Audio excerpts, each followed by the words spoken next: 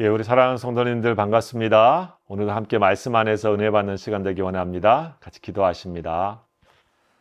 하나님, 감사합니다. 오늘도 주의 말씀을 함께 상고할 때에 하나님께서 저희와 함께 해주시고 말씀 전하는 자, 듣는 자 모두에게 성령의 조명하심과 은혜가 있도록 축복하여 주시옵소서. 예수님의 이름으로 감사하며 기도하옵나이다.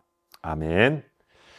예, 우리가 함께 보실 하나님 말씀, 오늘 여호수아서 15장 1절로 6절까지의 말씀입니다. 제가 읽어드리겠습니다.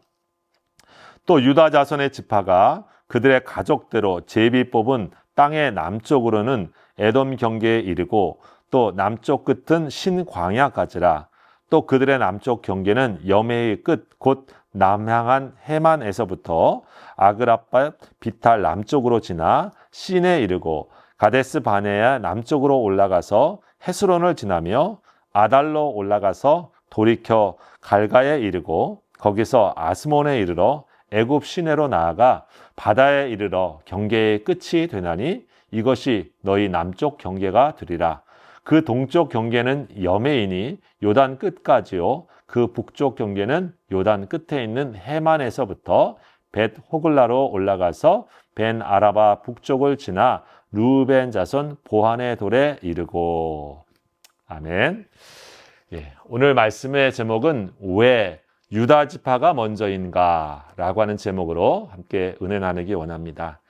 여러분, 먼저 말씀 우리가 공부하기 전에 우리 조국의 비상계엄령 선포로 인해서 큰 혼란이 있을 수 있는 상황이었고 또 그것이 잘 해결되고 있지만 이럴 때일수록 우리가 또 우리 조국을 생각하면서 기도할 수 있는 시간 되기 바랍니다. 하나님께서 우리 민족을 또 올바르고 또 평화롭게 이끌어 주시는 은혜가 있도록 우리가 늘 기도해야 될 때라고 믿습니다. 오늘 그것을 기억하면서 같이 이렇게 말씀 우리 보기 원합니다. 여러분, 우리가 이 여호수아서의 말씀을 지금 보고 있는데 여호수아서 후반기에는 우리가 지난 시간에 본 것처럼 이제 이 정복 이후에 가나안 땅을 배분해주고 나누어주고 있는 그러한 말씀을 보고 있습니다. 그래서 그 중에 갈렙이 헤브론을 하나님 앞에서 이제 여호수아에게 달라 해서 이 산지를 내게 주셔서라고 하는 말씀 가운데 우리가 그 산지를 차지하게 되어지는 말씀을 우리가 함께 상고했습니다. 자, 지파 중에는 이 갈렙이 유다 지파인데요.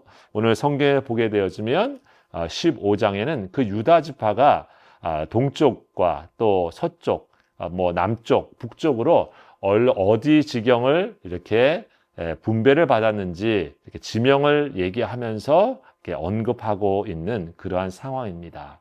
여러분, 이스라엘 지도를 이렇게 간간히 생각을 해보면은 우리 중간에 이 팔레스타인이 이렇게 요단강이 갈릴리 위쪽으로부터 흘러서 밑에 이렇게 염해, 우리 소금 바다 혹은 사해라고 하던 거기로 쭉 흐르죠.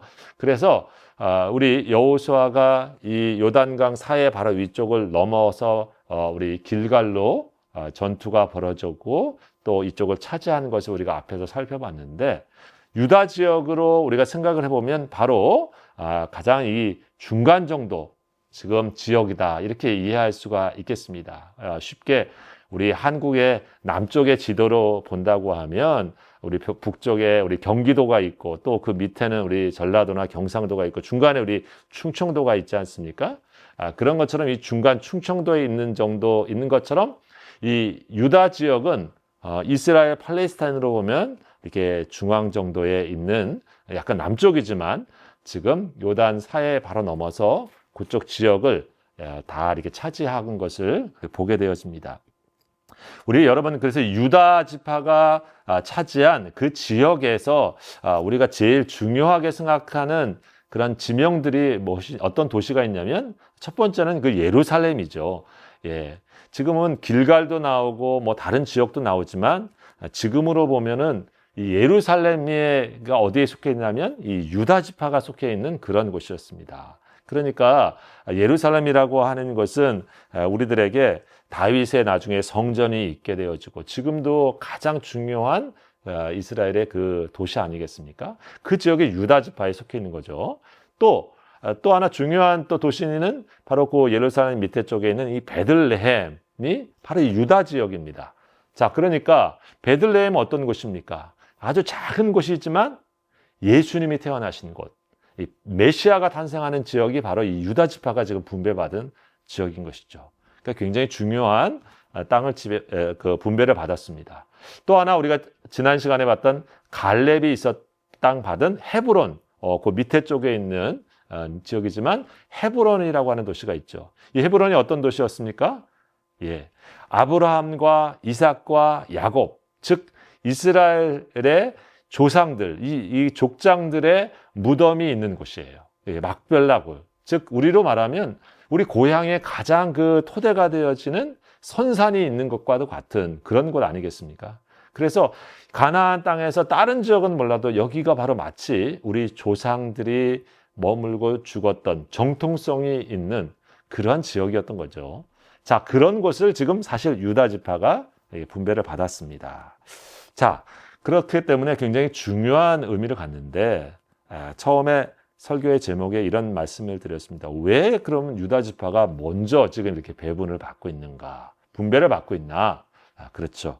유다가 먼저 땅을 받은 이유는 성경적으로 보게 되어지면 제비 뽑아서 이 땅을 다 이렇게 분배하게 했습니다. 그런 의미에서 보면은 기본적으로 제비를 뽑는다라고 하는 것은 이 당시에 하나님의 뜻이 어디에 있는가 그것 따라서 그들이 하나님의 뜻으로 받고 순종한다고 하는 의미거든요. 즉 기본적으로 이 땅을 허락하신 분이 누구냐면 하나님이시다라고 하는 것을 말씀해주고 있습니다. 그래서 왜 유다가 이쪽에 이렇게 땅을 받았는가 보면 하나님께서 허락하신 것이구나라고 하는 것을 성경을 통해서 우리가 알 수가 있죠. 자, 그런데 조금 더 공부를 해봅시다. 왜 유다가 이렇게 지파가 하나님 이런 은총을 허락하신 것일까?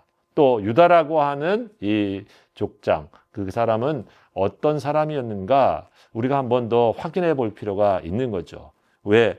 그래서 먼저 땅을 분배받은 이유를 거기에 확인할 수 있기 때문에 그렇습니다. 유다가 어떤 사람이었는가? 첫 번째 유다에 대한 우리가 말씀을 확인해 보게 되어지면 한마디로 유다는 자기 실수와 자기 잘못을 인정할 줄 아는 사람이었다라고 하는 것입니다. 유다가 이 야곱의 그 아들들인데 이 유다에 대한 얘기가 어디에 나오냐면 또 창세기 38장에 유명한 얘기가 나오죠. 유다와 며느리 다말의 사건. 이미 우리 성도님들 기억하시겠지만 이 유다에게는 그 아들이 있었습니다. 장자 엘과 차자 오난 그리고 막내인 셀라가 있었죠. 근데 장자 엘의 그 부인이 며느리가 누구였냐면 바로 이 다말이었습니다. 근데 문제는 이 성경을 가만히 읽어보게 되어지면 이 첫 번째 아들 장자 엘이 다말과 결혼했는데 하나님께서 악행을 행해서 죽습니다. 그래서 이 다말이 혼자 자식이 없이 있는 상황이 되었습니다. 그래서 누구한테 같이 자게 되냐면 둘째인 이 오난하고 이제 동침을 하게 하죠. 왜냐하면 지금은 좀 그런 시대가 아니지만 당시에는 족장의 중심 또 부족 중심에 있었기 때문에 형의 부인이 자식이 없이 죽게 되어지면 그 형수는 이 동생하고 살게 되어서 그 형의 자식의 대를 잇는 그런 시대였습니다. 그것을 우리가 형사 취수제, 그 형이 죽으면 취한다, 결혼한다. 그 다음에 형수 숫자 써서 형수하고 결혼한다라고 하는 그런 제도죠. 자, 그래서 성경에 보면 오난하고 하는데 이 오난도 자기가 결혼해서 이렇게 자손을 낳아도 내 자식이 안 되고 형의 아들이 되니까 그렇게 해서 하지 않습니다. 그러니까 이 오난도 또 죽습니다. 그래서 성경에 보면 이 셀라밖에 이제 막내가 있는데 막내는 아직 어린 것입니다. 그래서 이 유다가 어떤 생각을 하냐면 이 잘못하면 자기 막내도 죽겠구나 이런 생각을 하게 되는 상황이 생겼죠. 그래서 성경에 다말은 자기 자녀가 없는 상황이 생겼는데 우리가 잘 아는 이 유다와 다말의 사건은 그 다음 이어집니다. 유다가 자기 아내 수아가 이제 죽게 되어지고 이 양털을 깎는 상황에서 혼자 이제 됐죠. 그래서 그 딥나로 가가지고 이 양털을 깎는, 요즘으로 말하면 이제 잔치와 같은 그런 곳인데, 다 양털을 깎고 그렇게 하는 곳으로 이 딥나에 갔을 때에 다말이 이 이야기를 듣고 거기에서 과부처럼 자기를 이렇게 변장해가지고 나중에 이 유다와 함께 창녀처럼 자기를 속여서 이제 자게 되어집니다. 그런 다음에 그때 유다는 자기 그 값으로 염소새끼를 주겠다 했는데 염소새끼를 갖고 간 게 아니었기 때문에 그 증표로 자기의 도장과 끈과 이 지팡이를 다말에게 줬죠. 다말인지 모르고 줬죠. 근데 나중에 보니까 이제 그 며느리가 이 다말이 임신했다라고 하는 얘기가 들으니까 유다가 음란한 여인이다 하고 이제 그걸 잘 살펴보게 되어지니까 나중에 보니까 자기가 준 지팡이와 도장 그리고 끈, 이 사람이 바로 나와 잔 사람입니다 하고 내밀었을 그런 사건이 우리 창세기 38장에 나오는 사건입니다. 그때 유다가 어떤 얘기를 합니까? 성경에 보니까 이런 말씀을 하고 있습니다.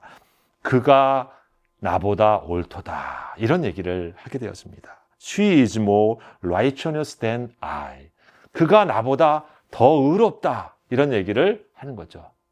무슨 얘기겠습니까? 이런 모든 상황 속에서 자기는 막내 아들을 죽을까 봐 두려워서 아빠 되는 입장에서 사실 이 다말을 그렇게 해줘야 되는데 그렇게 안 한 것에 대하여서 사실 다말의 모습이 우리가 보기엔 정상적인 모습 같지는 않지만 자녀를 낳고 씨를 퍼뜨리기 위한 그 시대에 그녀의 행동을 나보다 그가 옳구나라고 인정해주고, 자기가 그렇게 다말의 상황을 만들었구나 하면서 자신의 실수, 자신의 모습을 그대로 인정하고 있는 모습이 이 성경의 이야기입니다.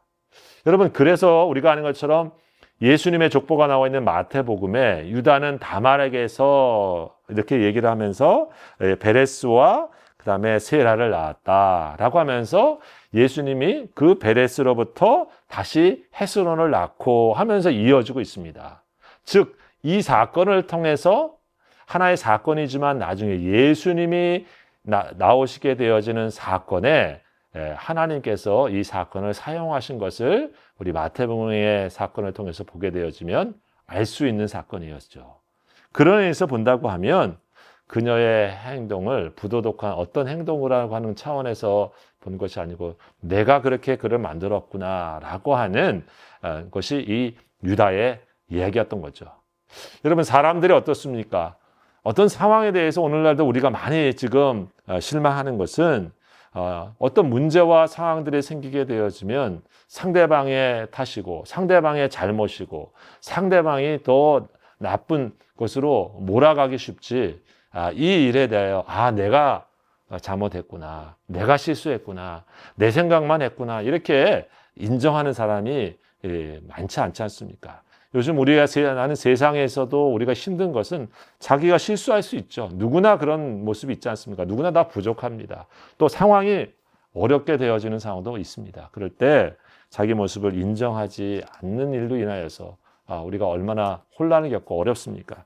어쩌면 당신이 나보다 더 의롭소, 당신이 나보다 더 옳은 선택을 했소 라고 그 다말을 인정해 줄 수 있는 그 모습이 유다가 어떻게 보면 더 건강한 사람이 아니었는가, 이런 생각을 해보게 됩니다.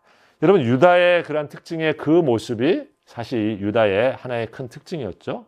우리들도 그런 모습에서 내가 실수할 수도 있고 부족할 수도 있는데 그런 일들이 있을 때도 우리가 그것을 정말 그대로 수용하고 받아들일 수 있는 마음의 넉넉함, 또 그것을 우리가 인정할 수 있는 그런 마음이 우리에게 있기를 원합니다.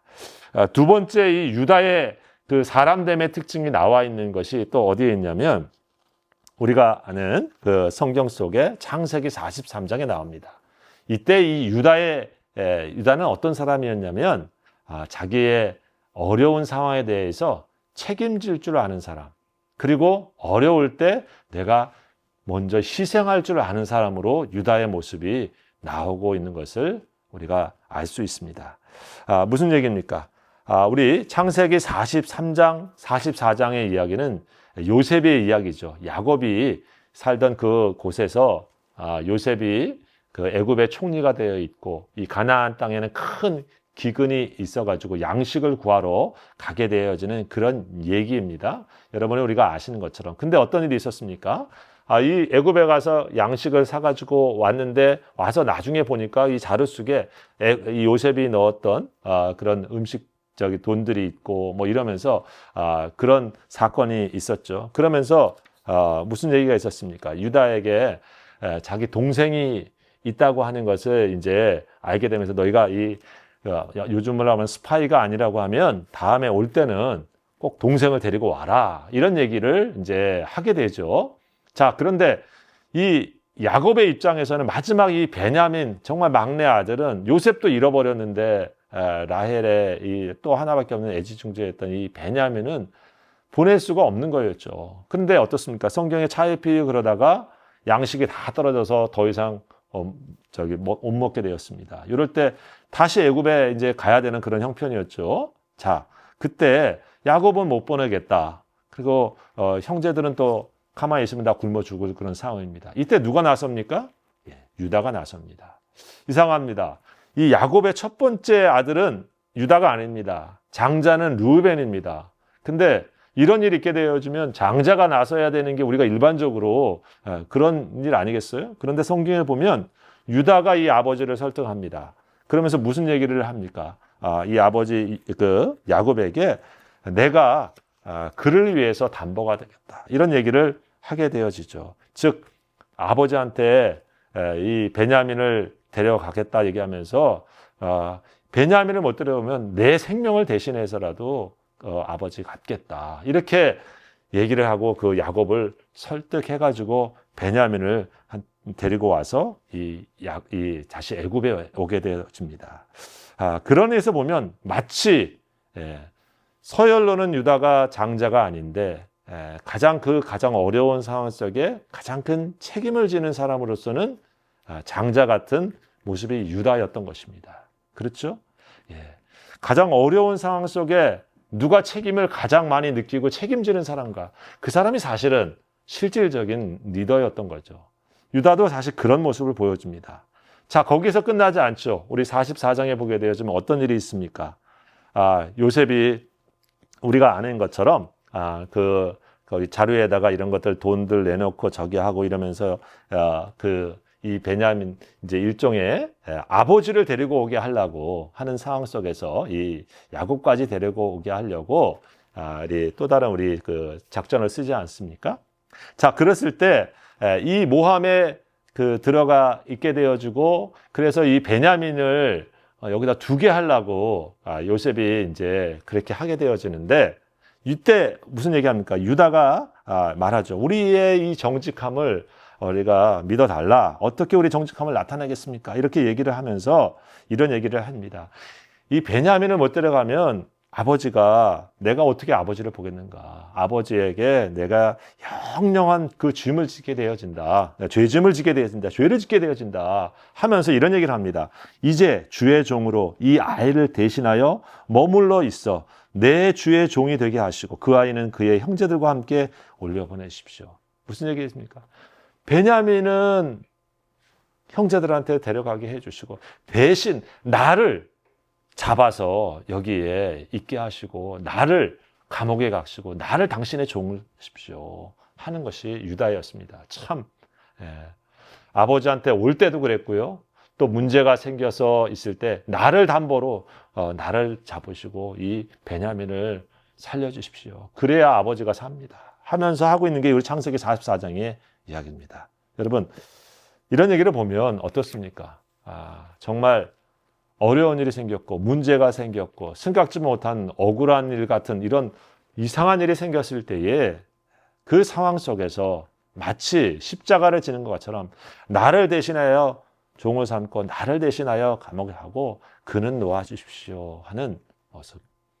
그것은 자신의 말에 대하여서 책임을 지는 것이고 어떻게 보면 가장 어려운 상황 속에 나를 들여서 희생하는 그러한 말과 행동이라고 우리가 볼 수 있는 것이죠. 유다는 그런 모습을 보여주고 있어요. 자, 그런 면에서 바로 유다가 오늘 하나님 앞에서 이러한 첫 번째 놀라운 그 땅을 분배받는 그런 축복을 받고 있는 것을 우리가 볼 수 있죠. 그리고 가장 중요한 세 번째 유다의 모습은 바로 이런 것에 기초해서 창세기 48장에 야곱이 이제 죽기 전에 자녀 12를 다 축복하는 축복의 기도를 합니다. 그 축복의 기도, 하나님 앞에 하는 예언의 기도, 그 축복의 기도가 그대로 응답된 것이 오늘 이 땅 분배에 그대로 나오고 있다라고 볼 수 있습니다. 어떤 기도를 야곱이 해줍니까? 48장 8절에서 12절에 보면 우리 세 번역으로 보면 이런 말씀입니다. 유다야, 너의 형제들이 너를 찬양할 것이다. 너는 원수의 멱살을 잡을 것이다. 너의 아버지의 아들들이 내 앞에 무릎을 꿇을 것이다. 유다야, 너는 사자 새끼 같을 것이다. 나의 아들아, 너는 움킨 것을 찢어 먹고 굴로 되돌아갈 것이다. 엎드리고 웅크리는 모형이 수사자 같기도 하고 암사자 같기도 하니 누가 감히 범할 수 있으랴. 임금의 지휘봉이 유다를 떠나지 않고 통치자의 지휘봉이 자손 만대까지 이를 것이다. 권능으로 그 자리에 앉을 분이 오시면 만민이 그에게 순종할 것이다. 네. 우리 개역 성경에는 실로에서 오시는 분이라고 되어 있는데 우리 쉬운 말로 권능으로 그 자리에 앉을 분, 곧 메시아 또 왕권을 가질 분이 오시면 만민이 그에게 순종한다. 유다 자손을 통해서 메시아가 올 것을 예언해 주시는 축복의 기도를 야곱 아버지를 통해서 보고 있는 것이죠.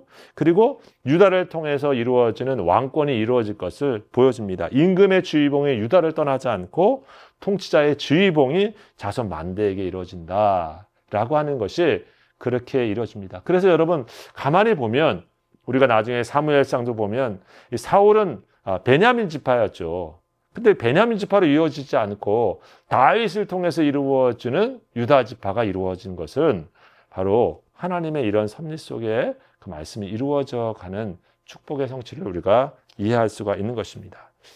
여러분 이런 상황 속에서 하나님의 섭리가 이루어져서 이 유다가 지금 예루살렘과 베들레헴과 헤브론 이런 지역에 있는 이 땅을 차지하게 되었다. 다른 말로 말하면 그가 이렇게 의미 있는 축복과 또 하나님의 은혜를 입은 것은 사실 그냥 된 것이 아니라 하나님 앞에서 그의 믿음과 그의 책임과 그의 또 십자가 정신과 같은 자신을 내어주는 삶의 모습들이 하나님 앞에서 또 야곱을 통해서 축복으로 이루어지고 있다고 하는 것을 우리가 발견할 수 있는 것이죠.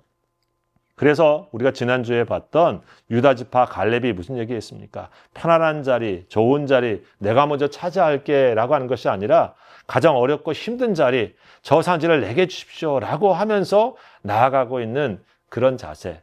여러분 그것이 우리 믿음의 자세라고 하는 걸 다시 한번 생각해 봅니다. 이 세대가 왜 어렵습니까?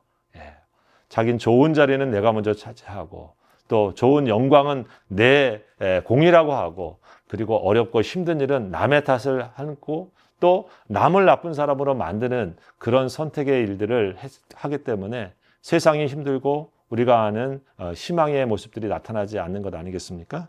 우리 믿음의 사람들의 축복은 바로 우리가 그런 삶의 모습을 오늘 유다 지파를 통해서 보여준 것처럼 하나님의 축복의 모습이 무엇인지 어떻게 살아야 하나님의 축복이 세상으로부터 흘러나가는지 그것들을 우리 믿음의 사람과 교회와 또 우리 성도들이 보여주는 삶의 모습이라고 믿습니다.